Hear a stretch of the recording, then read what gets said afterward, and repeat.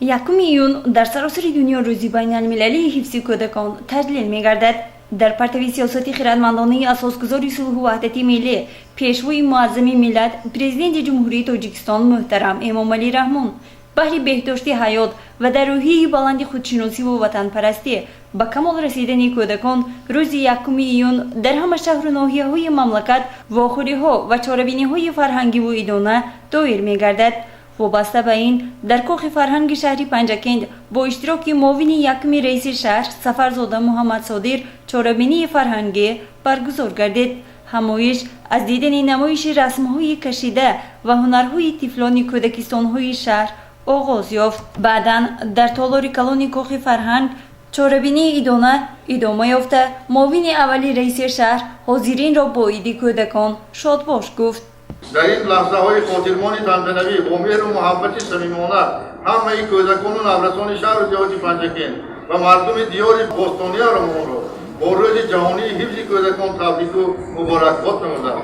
برایتان تنی صحت، دوران با سعادت کودکی، آینده درخشان، آرامی و آسودگی، خنده بیغش کودکانه را تمنا دارم.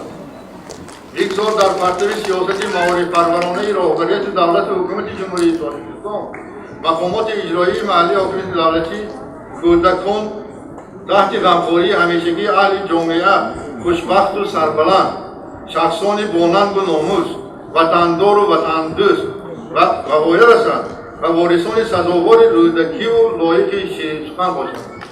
روز جهانی محافظت کودکان برای هر یکتان مبارک و فرخنده باشد.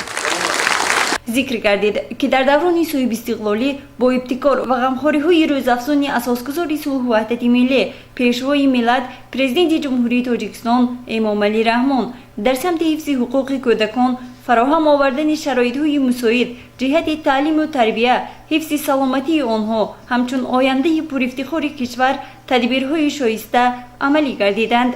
در این روند قبول قانون جمهوری تاجیکستان درباره مسئولیت پدر و مادر در تعلیم و تربیت فرزند رسالت مقدس هر یک پدر و مادر را در تربیت درست فرزندان مشخص و معین نمود.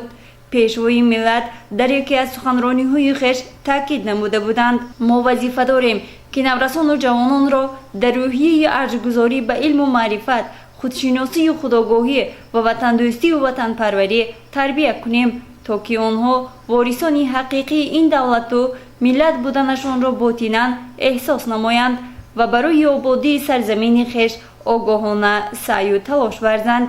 امروز سهم دست پروران کودکانی که در کودکستان ها تعلیم میگیرند در روند اشتراک در چاره‌بینی های سیاسی و فرهنگی خیلی نظررس بوده. دلیل این گفته ها اشتراک فعالانه آنها در آزمون های جمهوری فروغ صبحدان‌های و شکوفه‌های استقلال می باشد.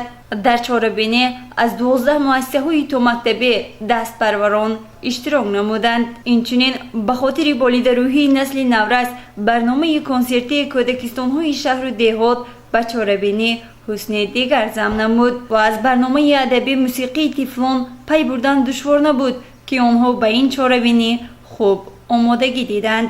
گزارش مرتبه رحمان و خیام جوریف برای برنامه اطلاعاتی پیغام.